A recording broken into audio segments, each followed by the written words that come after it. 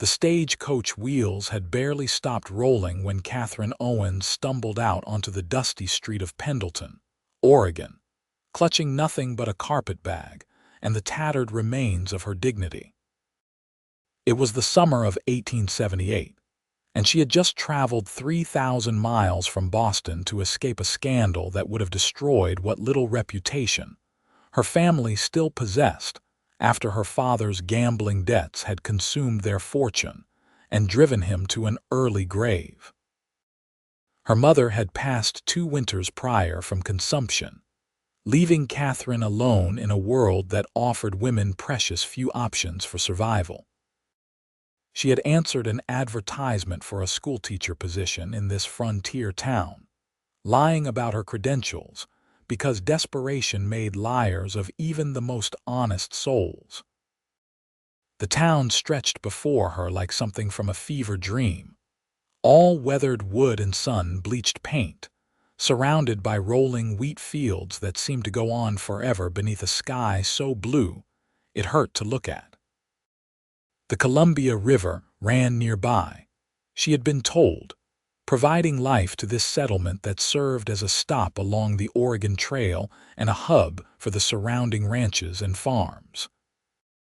Pendleton was rough around the edges, filled with cowboys, ranch hands, farmers, and the occasional outlaw passing through.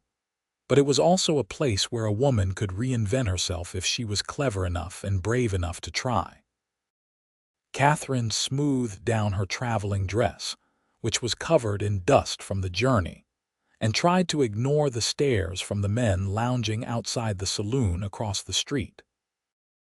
At 22 years old, she had been told she was pretty enough, with dark auburn hair that refused to stay pinned properly and green eyes that her mother had once said were her finest feature. But pretty did not pay bills or put food on the table, and she had learned that lesson the hard way back in Boston when her father's creditors had come calling. She asked a passing woman where she might find the mayor's office, and the woman pointed her toward a building at the end of the main street. Katherine thanked her and began walking, her worn boots kicking up small clouds of dust with each step. The heat was oppressive. Nothing like the humid summers of Boston, but a dry, relentless thing that seemed to leach all the moisture from the air. She could feel sweat trickling down her back beneath her corset and multiple layers of clothing, and she wondered not for the first time if she had made a terrible mistake coming to this wild place. The mayor's office was also the land office, and she found a portly man with mutton chop whiskers sitting behind a desk, covered in papers and maps. He introduced himself as Mayor Thornton and looked her up and down with an expression she could not quite read. When she explained who she was and why she had come, his face fell slightly. "Miss Owens," he said slowly, removing his spectacles and polishing them on his vest. "I am afraid there has been a misunderstanding. The teaching position was filled 3 weeks ago. We sent a telegram to Boston, but perhaps it did not reach you in time." Katherine felt the floor drop out from beneath her feet. She had spent every last cent she possessed on the journey west, and now she stood in this strange town with no position, no money, and nowhere to go. Her hands began to shake, and she gripped her carpet bag tighter to hide the trembling. "I see," she managed to say, though her voice sounded distant to her own ears. "Is there perhaps another position available?" "I can read and write, I can keep books, I can. There is not much call for refined skills in Pendleton," Mayor Thornton interrupted, though his tone was not unkind. "Most folks here work the land or the ranches. You might try the boarding house down the street. Mrs. Campbell, who runs it, sometimes needs help with cooking and cleaning. It would not pay much, but it would give you room and board while you figure out your next step." Katherine nodded mechanically and thanked him, though she wanted to scream or cry or both. Instead, she walked back out into the blazing sunlight and made her way to the boarding house, a two-story structure that looked slightly more maintained than some of the other buildings. Mrs. Campbell turned out to be a stern-faced woman in her 50s who looked Katherine over with a critical eye before agreeing to give her work in exchange for a small room in the attic and 2 meals a day. The work was backbreaking. Katherine had never done manual labor in her life, and her hands blistered within the first week from scrubbing floors, hauling water, and beating rugs. She learned to cook on a wood stove, to wrangle chickens, to mend sheets and pillowcases until her fingers ached. Mrs. Campbell was not cruel, but she was exacting, and she expected Katherine to earn every bite of food and every night's shelter. The other boarders were mostly ranch hands and travelers passing through, rough men who smelled of horses and tobacco and leather. Katherine kept her head down and her eyes averted, speaking only when spoken to, trying to make herself as invisible as possible. She had learned in Boston that pretty women without protection attracted the wrong kind of attention, and she had no intention of finding herself in a worse situation than she already occupied. It was on a Sunday morning, nearly a month after her arrival, that everything changed. Katherine had woken before dawn as usual to start the breakfast preparations, and as she worked in the kitchen, she began to hum. Humming led to singing, as it always did when she thought no one could hear her. She had always loved music, had always felt compelled to sing despite being woefully unable to carry a tune. Her mother had gently discouraged her from singing in public, and her music teacher back in Boston had eventually given up trying to train her voice, declaring it a hopeless cause. But alone in the kitchen with only the crackling fire and the morning birds for company, Katherine sang anyway. She sang an old hymn her mother had loved, her voice wandering off key and missing notes with wild abandon, but she sang with all her heart because it was the only thing that made her feel like herself anymore. She did not hear the back door open. She did not notice the tall figure standing in the doorway until she turned around with a bowl of biscuit dough in her hands and nearly dropped it in surprise. The man standing there was the most striking person she had ever seen. He stood well over 6 feet tall, with broad shoulders and the lean, muscular build of someone who worked hard for a living. His hair was dark brown, almost black, and fell just past his collar beneath a worn cowboy hat. His face was tanned from countless hours in the sun, with strong features and a jaw covered in several days' worth of stubble. But it was his eyes that caught her attention, a startling pale blue that seemed to see right through her.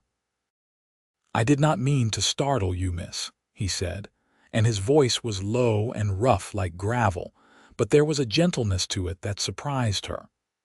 "Mrs. Campbell sent me around back to fetch some firewood for her." Katherine set down the bowl and wiped her flour-covered hands on her apron, her face burning with embarrassment.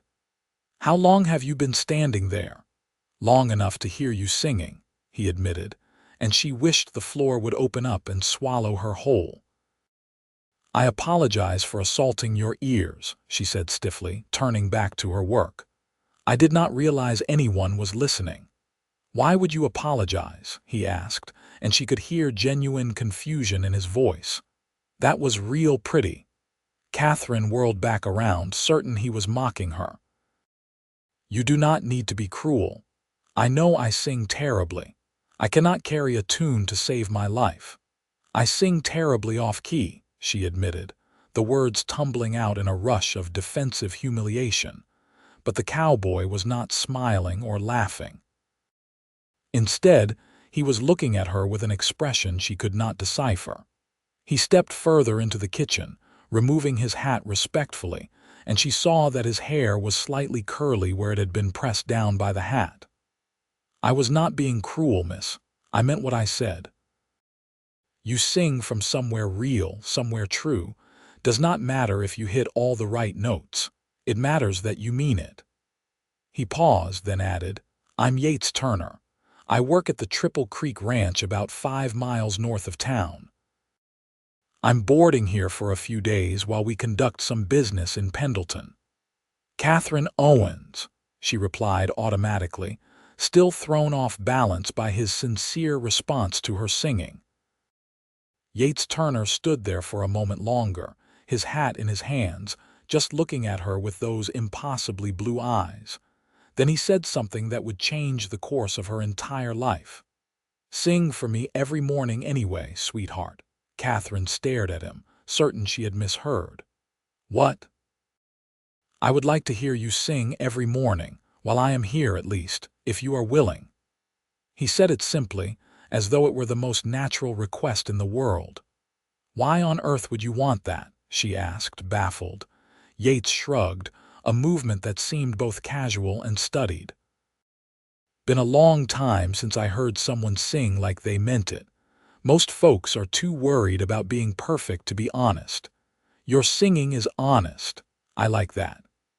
Before Katherine could formulate a response, Mrs. Campbell's voice rang out from the front of the house, calling for the firewood. Yates gave Katherine a small smile, replaced his hat, and headed out the back door to complete his errand.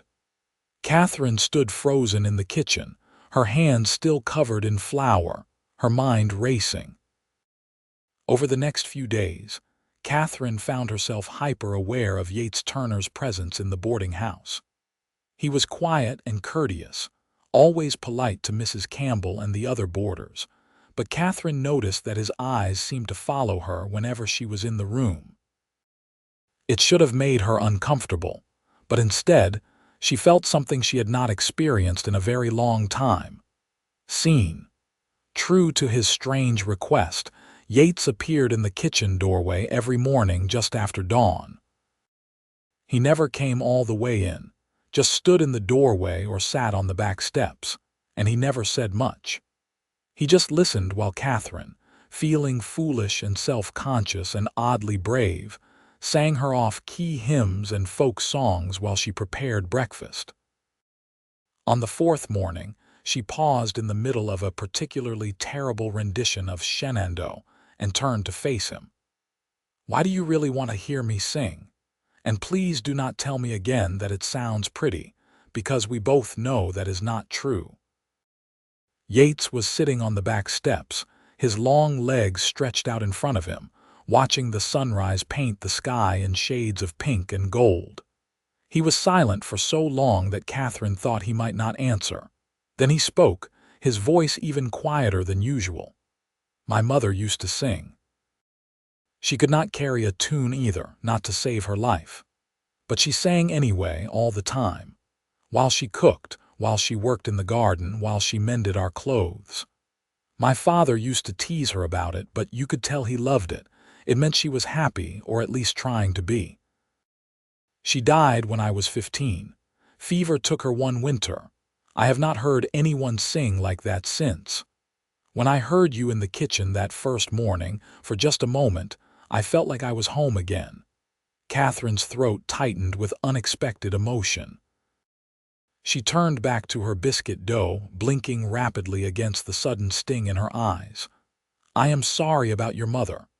It was a long time ago," Yates said, "but thank you." They fell into a routine after that. Every morning, Katherine sang while Yates listened, and slowly, tentatively, they began to talk. She learned that he was 26 years old, that he had been working on ranches since he was 16, that he had no family left except for a younger sister who had married a shopkeeper in Sacramento. He was the foreman at Triple Creek Ranch, a position of significant responsibility, and he was in town to negotiate the sale of several head of cattle and to purchase supplies. In turn, Katherine found herself sharing pieces of her own story. She told him about Boston, about losing her parents, about the desperation that had driven her west. She did not tell him everything, not about the specific scandal that had made leaving necessary, but she told him enough that he understood she was running from something. "You regret coming here." Yates asked one morning as the sun climbed higher in the sky. Katherine considered the question while she stirred a pot of porridge. "I thought I would. When I first arrived and found out there was no teaching position, I was certain I had made the worst mistake of my life. But now—" She trailed off, not quite sure how to finish the sentence. "But now," Yates prompted gently. "Now I think perhaps I am exactly where I am supposed to be," she admitted, surprising herself with the truth of it. The morning that Yates was scheduled to return to the Triple Creek Ranch, Katherine woke with a heavy feeling in her chest. She had grown accustomed to his presence, to the quiet comfort of singing for someone who actually wanted to hear it, to their early morning conversations that had become the best part of her day. The thought of going back to her previous isolation filled her with a sadness that seemed out of proportion to the brief time they had known each other. She sang that morning with particular feeling, choosing Barbara Allen because it was one of her mother's favorites.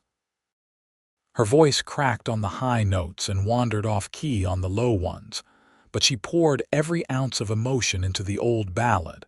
When she finished, Yates was standing in the doorway rather than sitting on the steps.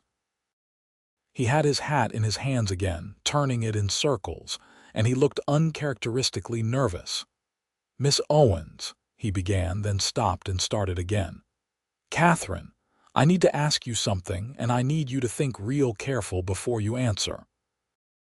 Katherine's heart began to pound so hard she was certain he must be able to hear it. "All right.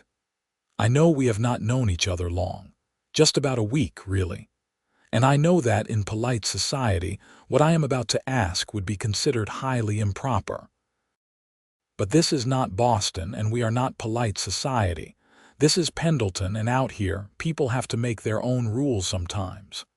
He took a step closer, and Katherine could see the intensity in his blue eyes.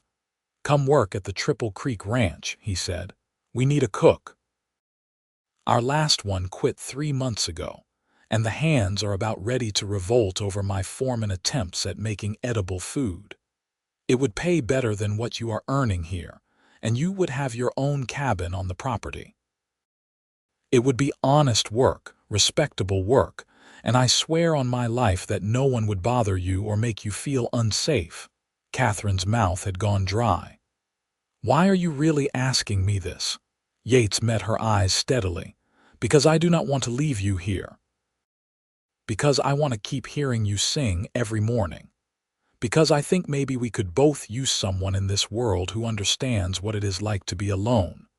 And because, if I ride out of Pendleton today without asking, I know I will regret it for the rest of my life." The sensible part of Katherine's brain was screaming at her to say no. She barely knew this man. Going to work on a remote ranch with a crew of cowboys was potentially dangerous, potentially ruinous to what little reputation she had left. But the other part of her, the part that had been slowly withering away since her parents died, the part that had come alive again in the past week, was screaming something entirely different. "Yes," she heard herself say. "Yes, I will come." The smile that broke across Yates Turner's face was like watching the sun rise. Mrs. Campbell was surprisingly understanding when Katherine gave her notice. The older woman actually smiled, a rare sight, and patted Katherine's hand. "That is a good man, that one. Works hard, treats people fair. You will be safe at Triple Creek. And Katherine, take a chance on being happy. Lord knows life is too short not to." By midday, Katherine's few possessions were packed and loaded into the wagon Yates had brought to town. She climbed up onto the seat beside him, acutely aware of the impropriety of it all and not caring nearly as much as she should have. As they rolled out of Pendleton, heading north into the golden wheat fields and rolling hills, Katherine felt something she had not experienced in years: hope. The Triple Creek Ranch was larger than Katherine had imagined.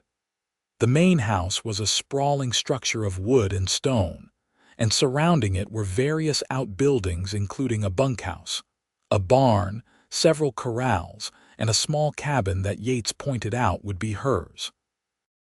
The ranch ran cattle and horses across several thousand acres and employed a rotating crew of about 15 hands depending on the season. The owner of the ranch was a man named Thomas Grayson, a weathered but kind-eyed man in his 60s who had built the Triple Creek from nothing over the past 30 years. His wife had died young, and his children had all moved east, leaving him to run the operation with Yates and the crew. He greeted Katherine warmly and showed her around the property himself, making it clear that she would be treated with respect or he would know the reason why. The cabin Yates had mentioned was small but well built, with a wood stove, a bed, a table with 2 chairs, and even a small bookshelf. Someone had cleaned it recently, and Katherine suspected it had been Yates himself. There were fresh linens on the bed and wildflowers in a jar on the table, and Katherine felt tears prick her eyes at the simple thoughtfulness of it. She started work the next morning, and quickly discovered that cooking for 15 hungry ranch hands was vastly different from cooking breakfast at a boarding house. The quantities alone were staggering, and she spent the first few days in a state of near panic, certain she would fail spectacularly. But the hands were patient and grateful for anything that was not burned or undercooked, and gradually Katherine found her rhythm. And every morning, just as dawn was breaking, Yates would appear in the doorway of the ranch kitchen. He never said much, just leaned against the doorframe with his coffee cup in hand and listened while Katherine sang her terrible, off-key songs. The other hands learned quickly not to comment on it, not after Yates gave the first man who made a joke a look that could have frozen fire. As the weeks turned into months, Katherine fell in love with the Triple Creek Ranch. She loved the vast openness of it, the way the sky seemed to go on forever, the sound of the wind in the grass and the distant lowing of cattle. She loved the rhythm of ranch life, the hard work and the simple pleasures of a job well done. She even grew fond of the crew, rough men with rough manners but good hearts for the most part. But most of all, she fell in love with Yates Turner. It happened so gradually she did not even realize it was occurring until one morning in late September. She was singing Lorna while mixing batter for flapjacks, and she looked up to find Yates watching her with an expression that made her forget how to breathe. He was not just listening to her singing anymore. He was looking at her like she was something precious, something worth cherishing, and in that moment, Katherine understood that she was hopelessly, irrevocably in love with him. The realization terrified her. She had made a life for herself at Triple Creek, had found a measure of peace and purpose that she had never experienced before. Falling in love with Yates risked all of that. What if he did not feel the same way? What if he saw her as nothing more than the ranch cook? What if her feelings ruined the easy friendship they had developed? But Katherine had not survived losing everything and traveling 3,000 miles alone by being a coward. That evening, after the dinner dishes were washed and put away, she walked over to the barn where Yates was checking on a mare that was due to foal soon. He looked up as she entered, surprise and pleasure crossing his face. "Evening, Katherine. Is something wrong?" "No, nothing is wrong. I just wanted to talk to you." She took a deep breath, gathering her courage. "Yates, why did you really ask me to come here?" He straightened up slowly, his expression growing serious. "I told you why. You told me part of it, but I think there was more you did not say." Yates removed his gloves and set them aside, then leaned back against a stall door. "You want the whole truth?" "Yes. The whole truth is that the moment I saw you standing in that kitchen singing your heart out, even though you cannot carry a tune, even though you were covered in flour and looked like you had not slept properly in weeks, I knew you were going to be important to me. I did not know how or why, but I knew it. And then I talked to you, and I learned what had brought you to Pendleton, and I saw how hard you were trying to survive in a world that does not give women much room to breathe. I saw your strength, Katherine. I saw your courage, and I wanted to know you. I wanted to be near you, I wanted. He paused, his jaw tightening. I wanted the right to care about what happened to you. Katherine's heart was pounding so hard she felt dizzy. And now, Yates pushed away from the stall door and took a step toward her. Now I am in love with you. I know it is too soon. I know I should have waited longer, courted you properly, done things the right way. But you asked for the truth, and that is the truth. I love you, Katherine Owens. I love your terrible singing and your stubborn pride, and the way you refuse to give up even when everything is stacked against you. I love the way you laugh with the ranch hands, and the way you sneak extra biscuits to the dogs when you think no one is looking. I love you, and I do not need you to say anything back. I just needed you to know. For a moment, Katherine could not speak. Her throat was too tight, her eyes too blurred with tears. Then she closed the distance between them and took his hand, rough and calloused from years of hard work. I love you too, she whispered. I think I have been falling in love with you since that first morning when you asked me to sing. I was just too afraid to admit it. The kiss that followed was soft and sweet and tasted like hope. Yates cupped her face in his hands like she was something infinitely fragile and infinitely precious. And Katherine felt something inside her that had been broken for a very long time finally begin to heal. They were married 6 weeks later in Pendleton, with Thomas Grayson standing up as a witness and Mrs. Campbell and the entire ranch crew in attendance. Katherine wore a simple dress of blue calico that she had sewn herself, and Yates wore his best suit, which he admitted he had not worn since he was 20. The ceremony was brief and the celebration afterward boisterous, and when they returned to the ranch that evening, Yates carried her over the threshold of the main house where they would live together. Their wedding night was tender and awkward and perfect. Yates was gentle with her, patient with her inexperience, and when they finally lay tangled together in the darkness, Katherine felt a sense of rightness that she had never experienced before.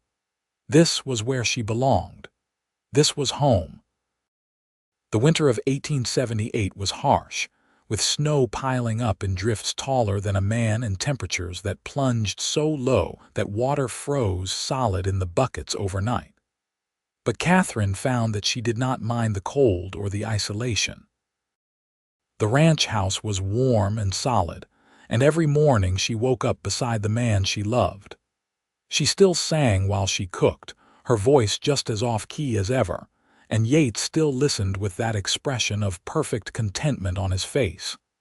In early spring, Katherine discovered she was pregnant. She told Yates one morning after he had finished his coffee and was preparing to head out to check the cattle. He froze in the doorway, then slowly turned back to face her. "Are you certain?" he asked, his voice strange. "As certain as I can be. Mrs. Grayson in town confirmed it yesterday when I went to pick up supplies." For a long moment, Yates just stared at her. Then he crossed the room in 3 long strides, swept her up in his arms, and spun her around until she was dizzy and laughing and begging him to put her down. "We are having a baby," he said, wonder in his voice. "Katherine, we are having a baby." "I know," she said, laughing through tears. "Are you happy?" "Happy? I am the happiest man in Oregon, in the whole West, in the whole damned world." He set her down carefully, then knelt in front of her and pressed his ear to her still flat stomach. "Hello in there, little one. This is your father. I just want you to know that you are already the most loved child who ever lived."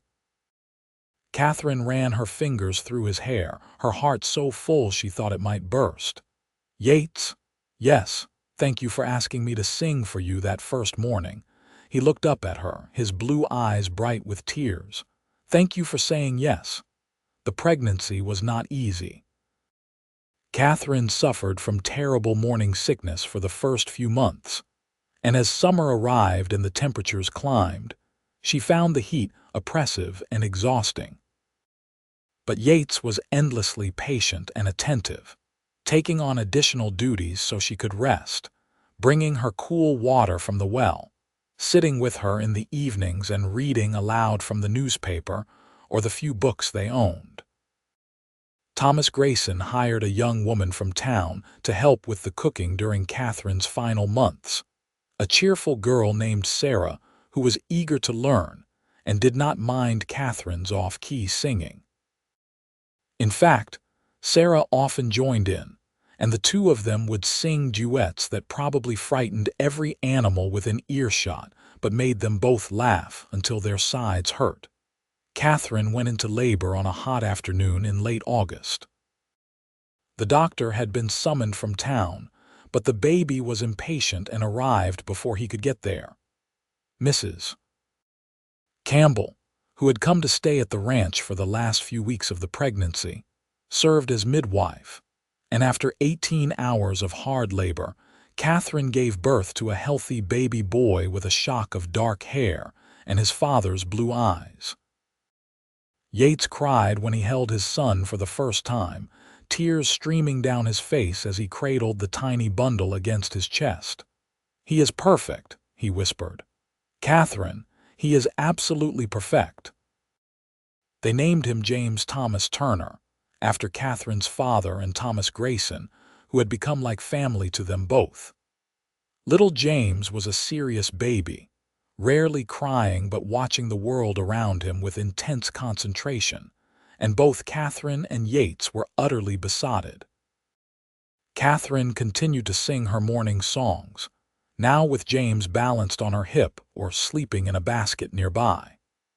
Yates would often join them in the kitchen before heading out for the day's work, stealing kisses from his wife and making ridiculous faces at his son until the baby smiled. As James grew from an infant to a toddler, the ranch prospered. Thomas Grayson began to ease back from the day-to-day operations, trusting more and more responsibility to Yates, who proved himself a capable manager. The herd grew, prices for cattle remained strong, and the Triple Creek Ranch became known throughout Oregon as a well-run operation that treated its hands fairly and produced quality livestock. When James was 2 years old, Katherine became pregnant again. This time the pregnancy was easier, and in the spring of 1882 she gave birth to a daughter they named Caroline Rose. Caroline was everything James was not, a loud, demanding baby with a fierce personality and her mother's green eyes. Yates declared her the most beautiful child ever born, and James, now a sturdy little boy with his father's quiet nature, seemed fascinated by his tiny sister. The years flowed by in a rhythm of seasons and work and love. Katherine watched her children grow, teaching them letters and numbers at the kitchen table, reading to them from the few books they owned, singing to them with her terrible voice that they loved anyway, because it was their mother's voice. James grew tall and serious like his father, while Caroline was wild and fearless, always climbing things she should not climb and getting into mischief that somehow always ended with her charming her way out of trouble. When Katherine turned 30, Yates took her to San Francisco for a week, leaving the children with Thomas Grayson and Sarah, who had married one of the ranch hands and now had 3 children of her own. It was Katherine's first time seeing the ocean, and she stood on the beach with tears streaming down her face, overwhelmed by the vastness of it. "What are you thinking?" Yates asked, wrapping his arms around her from behind. "I am thinking about the girl who arrived in Pendleton 8 years ago with nothing but a carpet bag and a lie about being a school teacher. I am thinking about how certain I was that my life was over. And then I think about everything that has happened since, and I cannot believe it is real." "It is real," Yates said, his breath warm against her ear. "You are real. We are real, and I love you more today than I did the day we married, which I would not have thought possible." They made love in their hotel room that night with the sound of the ocean in the background, and Katherine sang for him afterward, her voice just as off-key as it had ever been, and Yates listened with his head on her chest, listening to her heartbeat. In 1885, Thomas Grayson passed away peacefully in his sleep at the age of 71. He left the Triple Creek Ranch to Yates in his will, along with a letter thanking him for being the son he had always hoped his own children would be. The funeral was well attended, and Katherine wept as much as Yates did, mourning the loss of a man who had given them both a chance at a better life. Becoming the owner of the ranch brought new responsibilities and new challenges. There were years when drought threatened the herds, years when winter storms killed cattle and damaged buildings, years when cattle prices plummeted and money was tight. But Yates and Katherine faced every challenge together, making decisions jointly, supporting each other through the hard times and celebrating the good times. They added 3 more children to their family over the years, another boy named Daniel and twin girls, Alice and Emma. The ranch house rang with the sound of children's laughter and Katherine's off-key singing, and somehow the combination of the two never failed to make Yates smile. James grew up to be as good with horses as his father was with cattle, and at 19, he met and fell in love with the daughter of a neighboring rancher. Caroline, true to her fierce nature, announced at 16 that she intended to become a doctor, a declaration that shocked everyone except her parents, who had long since learned never to underestimate their daughter's determination.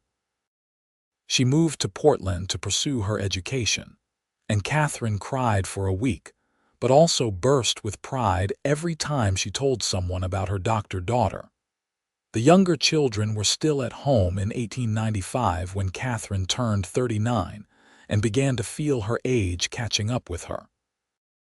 Her hair had started to show threads of silver, and there were lines around her eyes that had not been there a decade ago. But when she looked in the mirror, she did not see a woman past her prime. She saw a life well lived written on her face. On their 17th wedding anniversary, Yates surprised her by leading her out to the barn at dawn. Inside, he had set up a small table with breakfast for 2, and wildflowers arranged in jars all around. The barn door was open, looking out over the rolling hills of their ranch painted golden by the rising sun.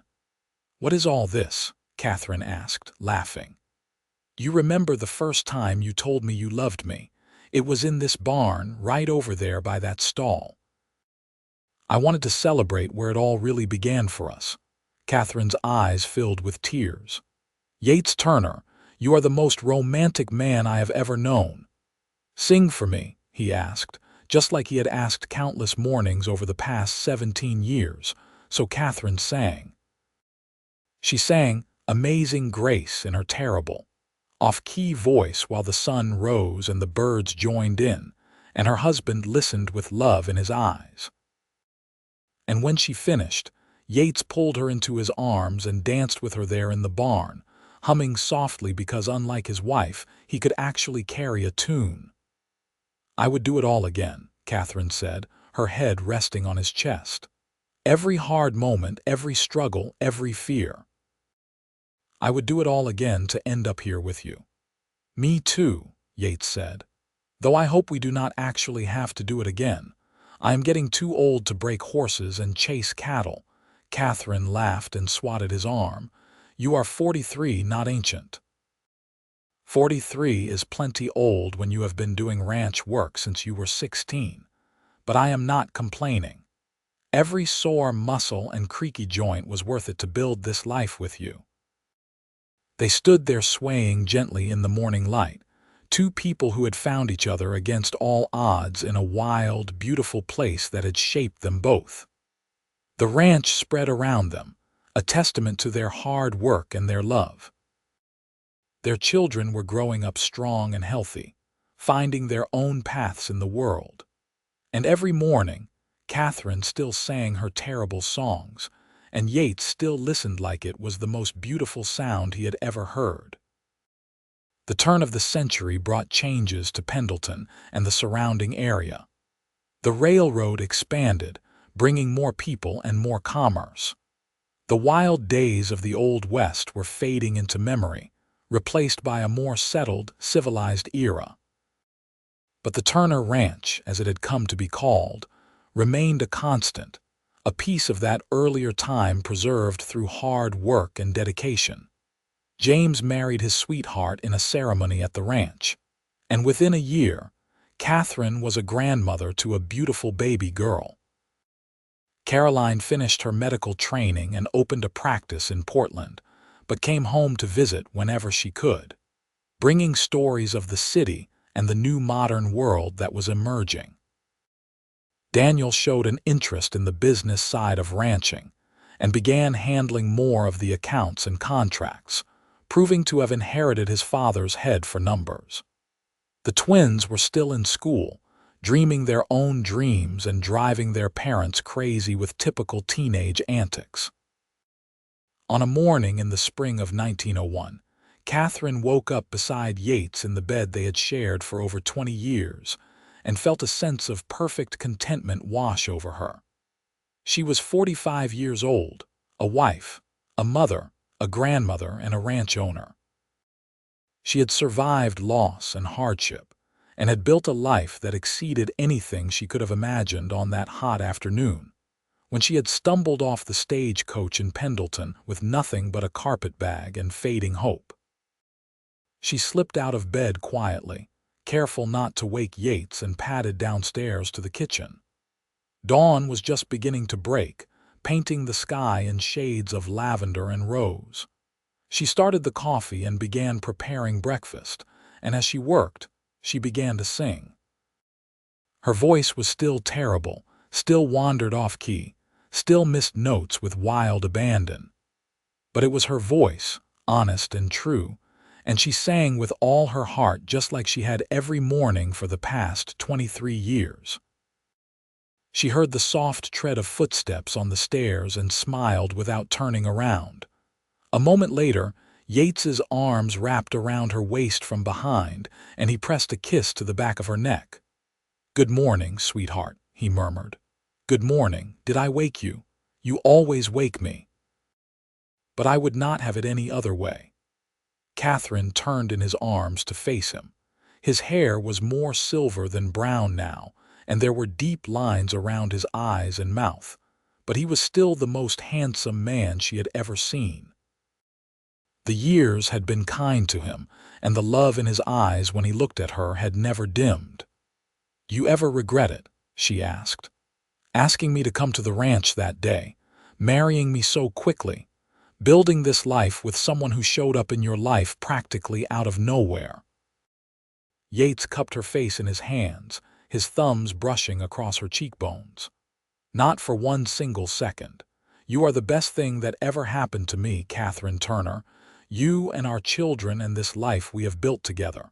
I would not change a single moment of it, not even my singing." He laughed, the sound rich and warm. "Especially not your singing, although I have to tell you a secret." "What secret?" "Your singing has gotten better over the years." Katherine pulled back to stare at him in disbelief. "Yates Turner, you are a terrible liar." "I am not lying." "Well, not entirely. You still cannot carry a tune worth a damn, but you have gotten better at not caring about it, and that makes all the difference. You sing with joy now, not just determination. That is what makes it beautiful." Katherine felt tears prick her eyes for what felt like the 100th time in this conversation. "How did I get so lucky to find you?" "Luck had nothing to do with it. You were brave enough to take a chance. You were strong enough to survive when everything was against you. You were open enough to say yes when I asked you to come to the ranch. That was not luck, sweetheart. That was you." They stood there in the kitchen as the sun rose, wrapped in each other's arms, and Katherine thought about all the paths that had led her to this moment. The losses and the pain, the desperate gambles and the frightening leaps of faith. Every single step had been necessary to bring her here, to this kitchen, to this man, to this life. "Sing for me," Yates asked, just like he had asked that first morning in the boarding house kitchen. So Katherine sang. She sang while the coffee perked and the sun climbed higher in the sky. She sang while Yates listened with his eyes closed and a smile on his face. She sang terribly and off-key and with more enthusiasm than skill, and it was absolutely perfect. Later that morning, as the rest of the family began to wake and the ranch came to life around them, Katherine stood on the porch looking out over the land that had become her home. Yates came to stand beside her, slipping his hand into hers. "What are you thinking about?" he asked. "I am thinking that sometimes the wrong path leads you to exactly the right place. I came to Pendleton looking for a teaching position that did not exist. I ended up in a boarding house kitchen, singing terrible songs and thinking my life was over. And then you walked through the door and asked me to sing for you every morning, and everything changed." "Everything changed for me too," Yates said softly. "I did not know what I was looking for until I found it." Their granddaughter came running out onto the porch at that moment, her dark curls bouncing, demanding that her grandmother come see the new foal that had been born overnight. Katherine let herself be pulled along by the small hand, looking back once at Yates, who was watching her with love and contentment written all over his face. That evening, after dinner had been served and cleaned up, after the children had been put to bed, and the ranch had settled into peaceful quiet, Yates and Katherine sat on the porch swing watching the stars come out. The night air was cool and fresh, carrying the scent of grass and horses and the nearby river. "You think the children know how lucky they are?" Katherine asked. "To have grown up here with stability and love and all the space in the world to dream." "I think they take it for granted the way children always do. But someday they will look back and understand what we built for them. Just like someday we will be gone, and they will remember nights like this and wish they could have one more conversation, one more moment." Katherine shivered, not entirely from the cold. "That is a melancholy thought, maybe, but it is also a beautiful one. We are building memories for them, Katherine. We are showing them what love looks like, what commitment looks like, what it means to work hard and honor your word and treat people with respect. Those lessons will outlive us." "I hope they remember the singing," Katherine said with a small smile. "I hope years from now, when I am long gone, they will hear someone singing off-key and they will smile and think of me." "They will," Yates assured her. "How could they not? You have sung to them every day of their lives. That sound is woven into their souls as surely as their own names." They rocked gently on the swing, and after a while, Katherine began to hum. The humming turned into soft singing, an old lullaby she had sung to each of her children when they were babies. Yates joined in, his voice harmonizing with hers in a way that somehow made her off-key notes sound almost right. As the years continued to pass, the Turner Ranch remained a thriving operation. James took over more and more of the day-to-day management as Yates began to slow down, though he never fully retired. He could not imagine a life that did not involve waking up at dawn and checking on the cattle and horses, making sure everything and everyone under his care was safe and well. Caroline made them proud by becoming one of the first female doctors in Portland, fighting against prejudice and doubt every step of the way but never giving up. Daniel married a woman he met at a cattle auction of all places, a rancher's daughter from eastern Oregon who could rope a steer as well as any man. The twins both became teachers, fulfilling the career that Katherine had once believed would be hers, and they often laughed about the irony of it. More grandchildren arrived, filling the ranch house with noise and chaos and joy. Katherine became the grandmother who always had cookies in her pockets and stories to tell, who sang terrible lullabies and taught the children to look for beauty in unexpected places. Yates was the grandfather who gave piggyback rides well into his 60s and taught his grandchildren to ride horses and respect the land that sustained them. In the summer of 1910, when Katherine was 54 and Yates was 58, they took a trip back to Pendleton for the annual roundup, a rodeo that had become a major event in the region. The town had grown considerably since Katherine had first arrived 32 years earlier, but she could still see traces of the rough frontier settlement it had once been. They visited the site where the boarding house had stood, now replaced by a larger hotel. Katherine stood on the sidewalk looking at the new building and remembered the desperate young woman she had been, scrubbing floors and hauling water and thinking her life had no future. "What are you thinking?" Yates asked, slipping his arm around her waist. "I am thinking about the day I arrived here. I was so scared, Yates, so terribly scared and alone. I thought I had made the worst mistake of my life. I never could have imagined that within a month I would meet you, that within a year I would be your wife, that I would build a life here that I love more than anything I left behind in Boston. Do you ever wonder what would have happened if the teaching position had been available, if you had gotten that job instead of ending up at the boarding house?" Katherine considered this. "Sometimes. But I do not think we would have met if things had gone differently. You would have had no reason to come to the boarding house, and I would have been too busy with teaching to notice a cowboy passing through town. Every wrong turn, every disappointment, every moment I thought I could not keep going, all of it was necessary to lead me to you." They walked through the town hand in hand, two people who had grown old together, who had built a life from nothing more than hard work and love and a willingness to take chances. They watched the rodeo and ate fair food and laughed at the antics of the performers. And that night in their hotel room, they made love with the familiarity of longtime lovers who knew every inch of each other's bodies and souls. The next morning, as dawn broke over Pendleton, Katherine stood at the hotel window and began to sing softly. Yates came to stand behind her, wrapping his arms around her waist and resting his chin on her shoulder. "I love you," he said simply. "I have loved you since the moment I heard you singing in that boarding house kitchen. I will love you until the day I die and probably beyond that too." "I love you too," Katherine whispered. "Thank you for asking me to sing for you all those years ago.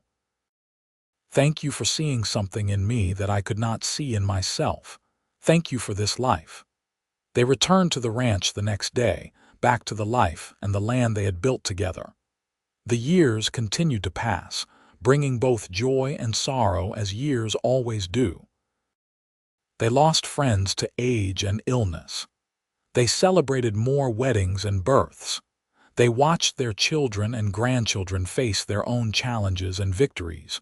Through it all, Katherine sang every morning and Yates listened. It became the foundation of their days, the one constant that never changed no matter what else was happening in their lives. Even when Yates's joints began to ache from decades of hard work, even when Katherine's hands became gnarled with arthritis, they maintained their morning ritual. In the spring of 1920, as Katherine approached her 64th birthday, she woke one morning to find Yates unusually still beside her. For a moment of pure terror, she thought he had passed in the night, but then she saw the gentle rise and fall of his chest and felt relief wash over her. She slipped out of bed and went downstairs, moving more slowly than she once had but still capable and strong. She made coffee and started breakfast preparations, and as the sun began to rise, she sang. Her voice was thinner now, not as strong as it had been in her youth, but she sang with the same heart and passion she always had. She heard Yates coming down the stairs, his steps heavier than they used to be, and she turned to smile at him. He was 72 years old now, his hair completely white, his face deeply lined, but his blue eyes were as sharp and clear as ever. "Good morning, sweetheart," she said. "Good morning." He came to her and kissed her softly. "How long have we been doing this now, you singing for me every morning?" 42 years, Katherine said. 42 years since you walked into that boarding house kitchen and asked me to sing for you. Best decision I ever made, Yates said. Well, second best. Asking you to marry me was the best. They had breakfast together. Just the two of them, since the children were all grown with families of their own now. James was running the ranch with his oldest son. Daniel managed the business side of things from his office in Pendleton. Caroline was a respected doctor in Portland. And the twins both had teaching positions in different schools around the state. After breakfast, Katherine and Yates walked out to sit on the porch, something they did most mornings now. They were too old for the hard physical labor they had once done, but they could still oversee things, could still offer advice and wisdom earned from decades of experience. "I have been thinking," Yates said as they sat on the swing that had been on this porch for over 30 years, "about legacy, about what we leave behind when we are gone." "That is a heavy thought for such a beautiful morning," Katherine said. "Maybe, but hear me out. We have children and grandchildren and even a few great-grandchildren now. We have this ranch that has prospered under our care. We have touched a lot of lives over the years, but I think our real legacy is something simpler than all of that." "What do you mean?" "I think our legacy is showing people that love does not have to be perfect to be real, that you can sing off key and still make beautiful music, that you can start with nothing and build everything, that taking chances on people, on love, on life, that is what matters. We took a chance on each other, Katherine, and look what came from it." Katherine felt tears sliding down her cheeks, and she did not bother to wipe them away. "I took the best chance of my life when I said yes to you. We took it together," Yates corrected gently. "And we built something beautiful." They sat there in the morning sun, two old people who had loved each other well, who had built a life together that had exceeded their wildest dreams. Katherine began to hum and Yates joined in, their voices blending together in the way they had learned over decades of singing together. The sun climbed higher in the sky, warming the land they loved. Somewhere in the distance, cattle lowed and horses whinnied. The ranch bustled with the activity of a new generation taking over the work. And on the porch of the main house, Katherine and Yates Turner sat together, singing their terrible, off-key, absolutely perfect songs, surrounded by the life and the love they had created together. Years later, when both Katherine and Yates had passed on to whatever waited beyond this life, their children and grandchildren would remember those mornings. They would remember their grandmother's terrible singing and their grandfather's patient listening. They would remember the love that had been so evident in every glance, every touch, every shared moment between their parents and grandparents.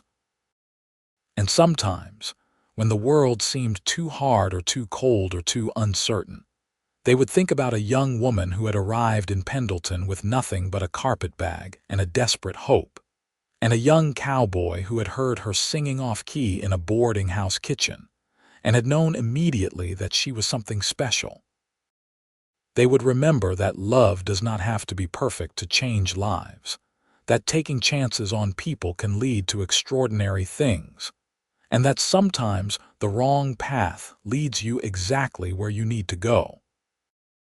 The Turner Ranch still stands today, passed down through the generations, a testament to what two people built together, starting with nothing more than hard work, faith, and a terrible singer and a cowboy who loved to hear her sing anyway.